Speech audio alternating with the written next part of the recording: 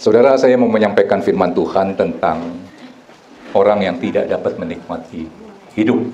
Ya, harusnya hidup itu bisa saudara nikmati, tetapi kenapa tidak semua orang yang dapat menikmati hidup? Saya sering menyampaikan bahwa hidup ini, kalau Alkitab menggambarkan seperti sebuah perahu kehidupan, ya. Perahu itu berjalan di atas lautan. Ini sering saya sampaikan. Dan di lautan itu adanya apa? Gelombang. Yang namanya gelombang itu nggak bisa jalannya begini. Dia harus naik turun, naik turun. Itu tandanya ada kehidupan dan saudara bisa menikmati. Saudara tangkap ini dulu ya. Jadi hidup ini adalah naik turun, naik turun. Apa? Musim berganti. Suka dan duka. Pengkhotbah 3 ayat 1 dan 4. Jadi hidup itu nanti naik, nanti turun, naik, nanti naik, naik, nanti turun. Suka, duka, ya, saudara nangkap ini.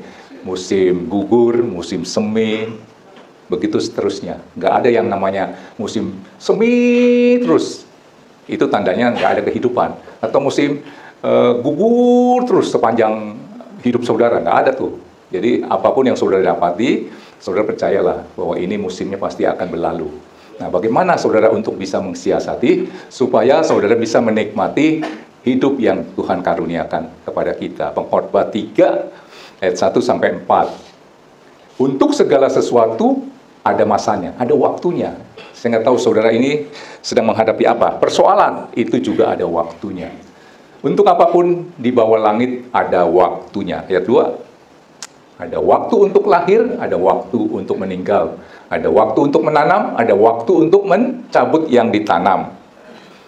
Ada waktu untuk membunuh, ada waktu untuk menyembuhkan, ada waktu untuk merombak, ada waktu untuk membangun. Ayat 4. Ada waktu untuk menangis, ada waktu untuk tertawa, ada waktu untuk meratap, ada waktu untuk menari. Saudara dapat persoalan, percayalah persoalan itu nggak bisa abadi, ya. Ataupun yang namanya sukacita pasti dia ada dukanya nanti, ya. Itu naik turun, naik turun. Jadi kesimpulannya, hidup itu tidak boleh datar, lempeng gitu ya. Beberapa atau sebulan yang lalu atau beberapa waktu yang lalu, yang waktu saya berkunjung ke kokonya Lucy, di mana kokonya Lucy itu mengalami serangan jantung. Yang saya lihat adalah monitor. Jadi waktu saya datang ke rumah sakit, saya dapat WA dari Pak Thomas, Pak ini kelihatannya ada napasnya, ada jantungnya. Puji Tuhan, kita udah berdoa sepanjang jalan. Padahal yang saya dapat beritanya adalah bahwa kokonya Lucy sudah meninggal, ditaruh di rumah sakit. Ya puji Tuhan. Sampai di situ saya lihat Lucy sudah menangis meraung-raung. Saya langsung ke tempat di mana berbaring sedang ditangani. Saya lihat monitornya begini. Perhatikan ya. Dan terus diapain? Karena ada jantungnya dikit, gitu doang. Terus saja kita berharap supaya ada gelombang. Begini kan? Nah, begitu bisa begini aja, itu tanda ada kehidupan. Saudara lihat kalau begini namanya apa? Gelombang kan, naik turun, naik turun. Jadi kalau saudara datar, ada kejutan dikit doang, saudara itu mati sebelum mati. Tangkap ini ya. Jadi saudara jangan kaget kalau nanti saudara dapat tiba-tiba sesuatu duka. Tenang aja, ini sementara karena dia akan naik lagi. Siapa di sini yang mau begini? Hah? Di situ perasaan saya sih kalau ditawarin ke istrinya, namanya Acung ya, mau nggak kamu bayar sekian, kita tembak bagaimana bisa cuk, pasti bilangnya mau. Tangkap ya? Oke, jadi saudara harus menangkap bahwa hidup itu tidak boleh datar. Jadi kalau datar menunjukkan ketiadaan kehidupan. Nah, saudara untuk bisa menikmati hidup secara garis besar dulu ya, belum poinnya, itu saudara harus punya tujuan dulu. Jadi kalau saudara tidak tahu tujuan dalam menjalankan hidup, pasti hidupmu melelahkan. Nah, survei di Jepang, di Okinawa, Jepang, itu penduduknya kebanyakan berumur panjang. Selidik punya selidik kenapa ya? Ternyata penduduk di Okinawa itu dalam menjalankan hidupnya, dia punya namanya ikigai. Sudah tahu ikigai itu artinya apa? Punya tujuan hidup, alasan dia hidup. Ya, pernah diadakan satu kayak eksperimen, diwawancara. Setelah diwawancara sekian-sekian dicatat gitu ya, 10 tahun kemudian didatangi lagi tempat itu, saudara tahu yang 50% yang hidupnya bahagia, jarang sakit, umurnya panjang, itu ternyata punya ikigai, punya tujuan hidup. Yang 50%-nya lagi sakit-sakitan, nggak bahagia, bahkan banyak yang sudah meninggal. Kenapa bisa begitu? Karena mereka tidak punya ikigai. Tangkap ini. Saya tanya sama saudara, saudara tahu nggak sih tujuan hidup saudara? Saudara menjalankan hidup ini tujuannya apa? Jadi kalau saudara bisa menangkap pesan Tuhan yang Tuhan titip di dalam hatimu, bahwa saya hidup untuk apa, berdasarkan firman nanti saya ajarkan, maka hidupmu itu pasti penuh semangat. Tangkap ini ya. Kalau belum jelas, saya kasih satu gambaran begini. Hidup itu ibarat main sepak bola. Seru. Lempar sana, lempar sini. Tendang sana, tendang sini, sundul sana, sundul sini. Itu bisa kuat mainnya 45 menit kali 2. Kalau belum ada yang menang, ditambah lagi 15 kali 2. Saudara bisa bayangkan berapa lama tuh. Kok itu mereka pemainnya bisa semangat karena ada gawangnya. Saudara bisa bayangkan, ini bayangkan aja. Ini kalau hidup ini seperti saudara main sepak bola, nggak ada gawangnya. Saya mau tahu berapa lama itu si pemain sepak bolanya lempar sana, lempar sini. 5 menit pasti capek. Saudara setuju? Makanya ada orang yang hidup padahal masih muda, dia udah capek. Kenapa? Aduh, bosen. Kenapa? Ya nggak ada golnya, nggak ada gawangnya. Saudara bisa nangkep sesuatu ya. Mau main sepak bola nggak, tapi nggak ada gawangnya. Itu namanya latihan, lempar sana, lempar sini. Pasti membosankan.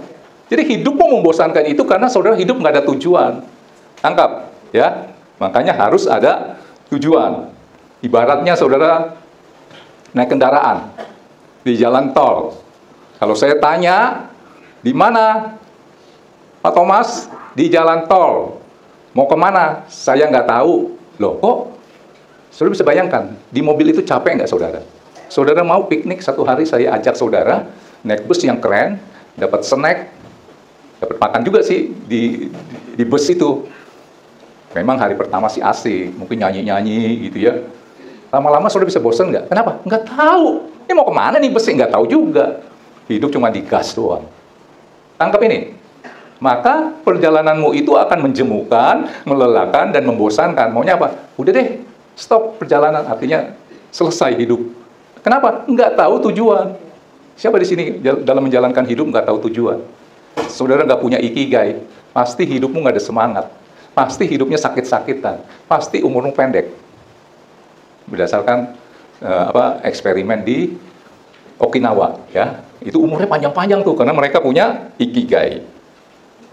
Saudara, untuk melihat satu gambar supaya dia hidup gambarnya, itu kita harus pakai 3D ya, baru hidup.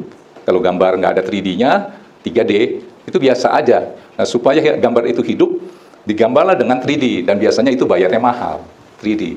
Nah, saudara dalam menjalankan kehidupan, supaya hidup ini lebih hidup, seperti gambar yang tadi saya katakan, supaya gambarnya lebih hidup, dia harus digambar dengan 3D, 3D.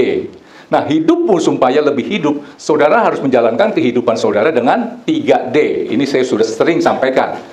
Apa itu 3D? D pertama apa? Dijalani. 2, dinikmati. 3, disyukuri. Harus ada 3D. Gambar yang tadi saya cerita tentang satu ruangan, digambar 2D aja kan kurang hidup. Jadi saudara dalam menjalankan kehidupan hanya dengan 2D, dijalani, dinikmati aja, sukacita saudara nggak penuh, nggak full. Percayalah sama saya. Lebih celaka lagi kalau saudara jalankan kehidupan itu dengan 1D, dijalanin aja. Seperti tadi di jalan tol, Pak Thomas mau kemana? Nggak tahu, saya cuma ngegas saja. Itu namanya dijalanin doang. Saudara capek nggak hidup? Main sepak bola, cuma dijalanin aja, tendang sana, tendang sini, sundul sana, sundul sini, tanpa tahu tujuannya mau kemana, karena nggak ada gawangnya. Itu dia sedang menjalankan kehidupannya dengan 1D. Capek nggak? Saya bayangkan yang tadi di jalan tol. Capek nggak? Cuma ngegas aja, nggak tahu mau kemana. Taunya ngegas, yang penting jalan. Saudara juga jalan menjalankan kehidupan. Yang penting gue jalani hidup saya. Makan, minum, tidur, bangun lagi. Capek nggak? Capek. Saudara mau menikmati nggak hidup? Oke.